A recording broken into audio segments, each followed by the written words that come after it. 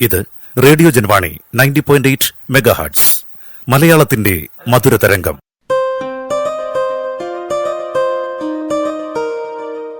ഈണമായി തുടികൊട്ടും താളമായി കടത്തനാടൻ മണ്ണിൽ നിന്നും വിജ്ഞാനപ്പൊൻ കതിരുമായി ഇഷ്ടവാണി നാടിൻ നാദതരംഗം ജൻവാണി, റേഡിയോ ജൻവാണി.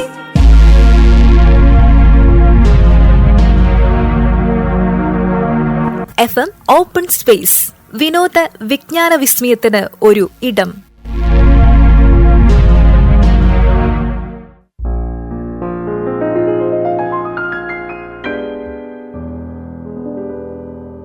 ഒരു വ്യക്തിയെ പൂർണ്ണനാക്കുവാനുള്ള പ്രക്രിയയാണ് വിദ്യാഭ്യാസം. സ്വാമി വിവേകാനന്ദന്റെ വാക്കുകളാണിത്. വിദ്യാഭ്യാസ രംഗത്ത് സാങ്കേതിക വിദ്യകൾ വിപ്ലവം സൃഷ്ടിക്കുമ്പോൾ ഈ ആഴ്ച ഓപ്പൺ സ്പേസിൽ നമ്മൾ പ്രതിപാദിക്കുന്ന വിഷയമാണിത്. തയ്യാറാക്കിയത് ടി ഷാഹുൽ ഹമീദ്, ശബ്ദാവതരണം സൽമ സലിം.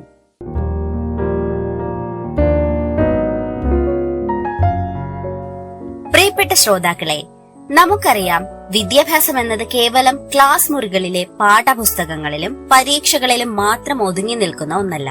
2026 വിവിധ ആഗോള ഏജൻസികൾ പ്രസിദ്ധീകരിച്ച പഠന റിപ്പോർട്ടുകൾ പരിശോധിച്ചാൽ ലോകമെമ്പാടുമുള്ള പഠന രീതികളിൽ വലിയൊരു മാറ്റമാണ് ദൃശ്യമാകുന്നത്.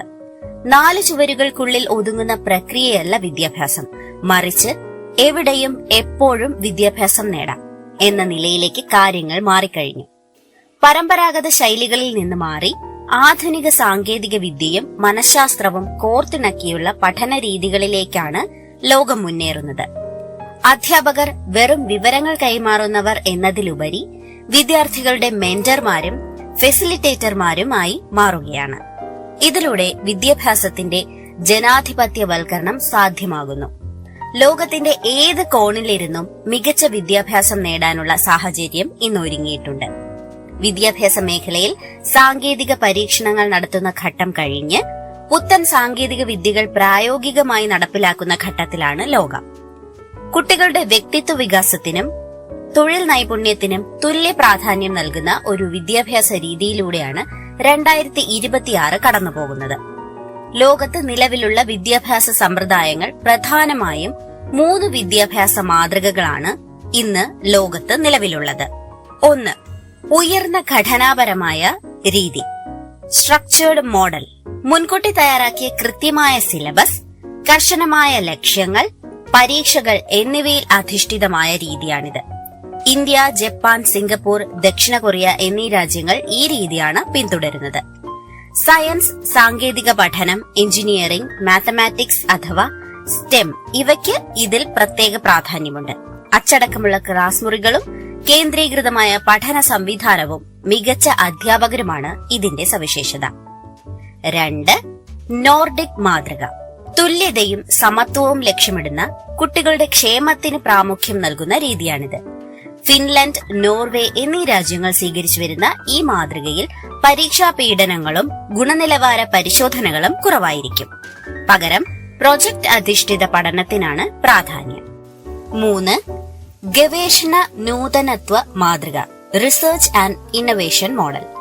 സമയത്തിനും സൌകര്യത്തിനുമനുസരിച്ച് പഠനം പൂർത്തിയാക്കാൻ അനുവദിക്കുന്ന, സ്ഥാപനങ്ങൾക്ക് പ്രാധാന്യം നൽകുന്ന രീതിയാണിത്.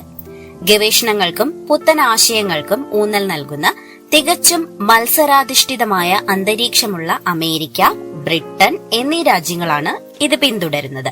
സ്വകാര്യ മേഖലയ്ക്ക് കൂടുതൽ പങ്കാളിത്തമുള്ള ഈ രീതിയിലെ സ്ഥാപനങ്ങൾ ആഗോളതലത്തിൽ ഉന്നത നിലവാരം പുലർത്തുന്നവയാണ്. 2030 ആകുമ്പോഴേക്കും ആഗോള വിദ്യാഭ്യാസ വിപണി പ്രതിവർഷം 17% വളർച്ചയോടെ $598.82 ബില്യൺ എത്തിച്ചേരുമെന്നാണ് കണക്കാക്കപ്പെടുന്നത്. Metaverse, immersive learning, virtual reality, augmented reality എന്നീ സാങ്കേതിക വിദ്യകൾ പഠന പ്രക്രിയയെ പാടെ മാറ്റിമറിക്കുകയാണ്. നിർമ്മിത ബുദ്ധി അഥവാ ആർട്ടിഫിഷ്യൽ ഇന്റലിജൻസ്. ഓരോ വിദ്യാർത്ഥിയുടെയും പഠനശേഷിയും താൽപര്യങ്ങളും വ്യത്യസ്തമാണ്. ആർട്ടിഫിഷ്യൽ ഇന്റലിജൻസ് ഉപയോഗിച്ച് ഓരോ കുട്ടിക്കും അനുയോജ്യമായ രീതിയിലുള്ള വ്യക്തിഗത വിദ്യാഭ്യാസം, പേഴ്സണലൈസ്ഡ് എഡ്യൂക്കേഷൻ നൽകുവാൻ സാധിക്കുന്നു. വിദ്യാർത്ഥികളുടെ ബലഹീനതകൾ തിരിച്ചറിഞ്ഞ് പരിഹരിക്കാൻ ഇത് സഹായിക്കും. പഠന നിലവാരത്തിനനുസരിച്ച് പാഠഭാഗങ്ങൾ വിശദീകരിച്ച് നൽകുന്ന ജനറേറ്റീവ് AI അധിഷ്ഠിത പേഴ്സണൽ AI ട്യൂട്ടർമാർ വളർന്നുവരുന്നുണ്ട്. വിദ്യാഭ്യാസത്തിന്റെ കേവലം ഒരു സഹായി എന്നതിനപ്പുറം അതിന്റെ അഭിവാജ്യ ഘടകമായി AI മാറിക്കഴിഞ്ഞു. മുൻപ് പഠനത്തിനായി വെവ്വേറെ ആപ്പുകളും പ്ലാറ്റ്ഫോമുകളും ഉപയോഗിച്ചിരുന്ന സ്ഥാനത്ത് ഇന്ന് അവയെല്ലാം ഒരൊറ്റ സുരക്ഷിത ശൃംഖലയായി മാറുകയാണ്. സ്ക്വിറൽ, മൈക്രോസോഫ്റ്റിന്റെ റീഡിംഗ് കോച്ച് തുടങ്ങിയ AI പ്ലാറ്റ്ഫോമുകൾ ഉപയോഗിച്ച് വിദ്യാർത്ഥികൾക്ക് സ്വന്തം പഠന നിലവാരം അളക്കാനും പോരായ്മകൾ പരിഹരിക്കാനും കഴിയും. ക്ലാസ് മുറികളിൽ 60% AI ഉപയോഗിക്കുന്ന കാലം അതിവിദൂരമല്ല എന്ന് ഫോബ്സ് മാഗസിൻ പ്രവചിച്ചിട്ടുണ്ട്. Virtual reality and gamification. ചരിത്രവും ശാസ്ത്രവുമൊക്കെ കേവലം പുസ്തകത്തിലൂടെ വായിച്ചു പഠിക്കുന്നതിന് പകരം നേരിട്ട് അനുഭവിച്ചറിയുന്ന രീതിയിലേക്ക് മാറ്റുകയാണ് VR സാങ്കേതിക വിദ്യ. വിർച്വൽ റിയാലിറ്റി കണ്ണടകൾ ധരിച്ച് റോമൻ സാമ്രാജ്യത്തിലോ ബഹിരാകാശത്തോ ഒക്കെ നേരിട്ട് സഞ്ചരിച്ച് പഠിക്കാൻ വിദ്യാർത്ഥികൾക്ക് സാധിക്കും. ഗെയിമുകൾ കളിക്കുന്നത് പോലെ പഠനം ലളിതമാക്കുന്ന ഗെയിമിഫിക്കേഷൻ രീതികൾ കുട്ടികളിൽ പഠനത്തോടൊപ്പം താൽപര്യം വർദ്ധിപ്പിക്കും.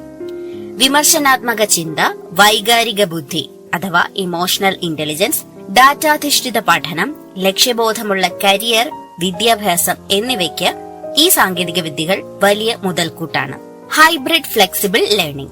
ക്ലാസ് മുറികളിൽ ഇരുന്ന് തന്നെ ഓൺലൈൻ പ്ലാറ്റ്ഫോമുകൾ കൂടി പ്രയോജനപ്പെടുത്തുന്ന ഹൈബ്രിഡ് രീതി ഇന്ന് സർവ്വസാധാരണമാണ്. എവിടെയിരുന്നും പഠിക്കാനുള്ള സ്വാതന്ത്ര്യം വിദ്യാർത്ഥികൾക്കുണ്ട്. വിവരങ്ങൾ മനഃപാഠമാക്കുന്നതിനേക്കാൾ നൈപുണ്യാധിഷ്ഠിത പഠനം, പ്രശ്നപരിഹാര ശേഷി, വിശകലന ബുദ്ധി എന്നിവയ്ക്കാണ് ഇപ്പോൾ മുൻഗണന. ഇതോടൊപ്പം ഡിജിറ്റൽ സാക്ഷരത, സൈബർ സുരക്ഷ, സാമൂഹിക വൈകാരിക പഠനം, മാനസികാരോഗ്യം, സഹാനുഭൂതി, സമ്മർദ്ദങ്ങളെ അതിജീവിക്കാനുള്ള കഴിവ് എന്നിവയ്ക്കും വലിയ പ്രാധാന്യം കൈവന്നിരിക്കുന്നു. Micro ക്രെഡൻഷ്യലുകളും digital ബാഡ്ജുകളും. നീണ്ട വർഷങ്ങളിലെ പരമ്പരാഗത ബിരുദ പഠനത്തിന് പുറമെ പ്രത്യേക തൊഴിൽ നൈപുണ്യങ്ങൾ നേടുന്നതിനായുള്ള ഹ്രസ്വകാല കോഴ്സുകൾക്ക് പ്രിയമേറുകയാണ്. ഇവ പൂർത്തിയാക്കുമ്പോൾ ലഭിക്കുന്ന ഡിജിറ്റൽ ബാഡ്ജുകൾക്ക് തൊഴിൽ വിപണിയിൽ വലിയ സ്വീകാര്യതയുണ്ട്. പരീക്ഷകൾ കേവലം കാണാതെ പഠിച്ച് എഴുതുന്ന രീതിയിൽ നിന്ന് മാറി കുട്ടികളുടെ ചിന്താശേഷിയും പ്രശ്നപരിഹാര നൈപുണ്യവും അളക്കുന്ന രീതിയിലേക്ക് മാറുകയാണ്. ബ്ലോക്ക് ചെയിൻ സാങ്കേതിക വിദ്യ. വിദ്യാഭ്യാസ രേഖകളുടെയും സർട്ടിഫിക്കറ്റുകളുടെയും സുരക്ഷിതത്വത്തിനായി ബ്ലോക്ക് ചെയിൻ സാങ്കേതിക വിദ്യ ഉപയോഗിച്ച് തുടങ്ങിയിട്ടുണ്ട്. വ്യാജ സർട്ടിഫിക്കറ്റുകൾ തടയാനും എളുപ്പത്തിൽ രേഖകൾ പരിശോധിച്ച് ഉറപ്പുവരുത്താനും ഈ സാങ്കേതിക വിദ്യയിലൂടെ സാധിക്കും. സുസ്ഥിരമായ ഡിജിറ്റൽ വിദ്യാഭ്യാസം. കടലാസ് രഹിത പഠനത്തിലൂടെയും ഡിജിറ്റൽ പാഠപുസ്തകത്തിലൂടെയും പരിസ്ഥിതി സൌഹൃദമായ വിദ്യാഭ്യാസ രീതിക്ക് മുൻഗണന ലഭിക്കുന്നു. ഊർജ്ജക്ഷമതയുള്ള പഠന സൌകര്യങ്ങളും ഹരിത സാങ്കേതിക വിദ്യയിൽ അധിഷ്ഠിതമായ സംവിധാനങ്ങളും വിദ്യാലയങ്ങളിൽ ഒരുങ്ങുകയാണ്. ആഗോള പൌരത്വം. കാലാവസ്ഥാ വ്യതിയാനം, മനുഷ്യാവകാശ ലംഘനങ്ങൾ, യുദ്ധങ്ങൾ, ആഗോള പ്രതിസന്ധികൾ എന്നിവയെക്കുറിച്ച് കുട്ടികളെ ബോധവാന്മാരാക്കുന്ന തരത്തിലാണ് ഇന്നത്തെ വിദ്യാഭ്യാസം രൂപപ്പെടുന്നത്. പ്രൊജക്ട് അധിഷ്ഠിത പഠനത്തിൽ സാങ്കേതിക വിദ്യയെ ക്രിയാത്മകമായി ഉപയോഗിച്ചാൽ വലിയ മുന്നേറ്റമുണ്ടാക്കാം. തുടർച്ചയായ വിലയിരുത്തലിനും ഭരണപരമായ മികവിനും മനുഷ്യസഹജമായ ഘടകങ്ങൾക്ക് പ്രാധാന്യം നൽകിക്കൊണ്ടുതന്നെ നിർമ്മിത ബുദ്ധിയെ പ്രയോജനപ്പെടുത്തേണ്ടതുണ്ട്. വെല്ലുവിളികൾ. പുതിയ സാങ്കേതിക ഘടകങ്ങൾ വിദ്യാഭ്യാസ മേഖലയിൽ വിപ്ലവം സൃഷ്ടിക്കുമ്പോഴും ചില ഗുരുതരമായ ആശങ്കകളും ഉയർന്നുവരുന്നുണ്ട്. മനുഷ്യന്റെ ഇടപെടലുകളില്ലാതെ സ്വയം തീരുമാനമെടുക്കാൻ ശേഷിയുള്ള AI ടൂളുകൾ വിദ്യാഭ്യാസ രംഗത്ത് പിടിമുറുക്കുകയാണ്. മുൻവിധികളോടെ മനുഷ്യരെ തരംതിരിക്കുന്ന അൽഗോരിതങ്ങൾ ഉണ്ടാക്കുന്ന പ്രശ്നങ്ങൾ ഇതിനകം തന്നെ ചർച്ചയായിട്ടുണ്ട്. ഏറ്റവും വലിയ വെല്ലുവിളി ഡിജിറ്റൽ വിഭജനമാണ്. സൈബർ സുരക്ഷാ ഭീഷണികളും അധ്യാപകരുടെ പരിശീലനക്കുറവും ഇതിനൊപ്പം നിൽക്കുന്നു. ലളിതവും രസകരവുമായ ഈ ആധുനിക പഠന സൌകര്യങ്ങൾ പാവപ്പെട്ട കുട്ടികൾക്ക് അപ്രാപ്യമാകുമോ എന്ന ചോദ്യം പ്രസക്തമാണ്.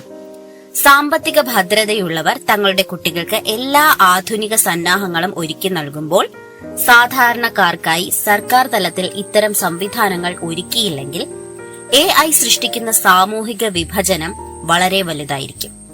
ബ്രിട്ടനും ഗ്രീസും പോലുള്ള രാജ്യങ്ങൾ കർശനമായ നിയന്ത്രണങ്ങളോടെ വിദ്യാർത്ഥികൾക്ക് AI സഹായികളെ അനുവദിക്കുന്നുണ്ടെങ്കിലും പല രാജ്യങ്ങളും കുട്ടികളിലെ ഫോൺ ഉപയോഗവും സോഷ്യൽ മീഡിയ ഉപയോഗവും കർശനമായി നിയന്ത്രിക്കാൻ തുടങ്ങിയിട്ടുണ്ട്. വിദ്യാഭ്യാസത്തിൽ ഒഴിച്ചുകൂടാനാവാത്ത ഘടകമായി വളർന്നുവരുന്ന നിർമ്മിത ബുദ്ധിയെ ഡിജിറ്റൽ വിഭജനം ഉണ്ടാക്കാത്ത രീതിയിൽ എങ്ങനെ ജനകീയവൽക്കരിക്കാം എന്ന കാര്യത്തിലാണ് ഇനി സർക്കാരുകൾ അടിയന്തര തീരുമാനമെടുക്കേണ്ടത്. വിദ്യാഭ്യാസ രംഗത്ത് സാങ്കേതിക വിദ്യകൾ വിപ്ലവം സൃഷ്ടിക്കുമ്പോൾ ഈ ആഴ്ച ഓപ്പൺ സ്പേസിൽ നമ്മൾ ഈ വിഷയമാണ് പ്രതിപാദിച്ചത്. തയ്യാറാക്കിയത് ടി ഷാഹുൽ ഹമീദ്, ശബ്ദാവതരണം സൽമ സലിം. ഓപ്പൺ സ്പേസ് ഇനി മറ്റൊരു വിഷയവുമായി അടുത്തയാഴ്ച ഇതേ സമയം.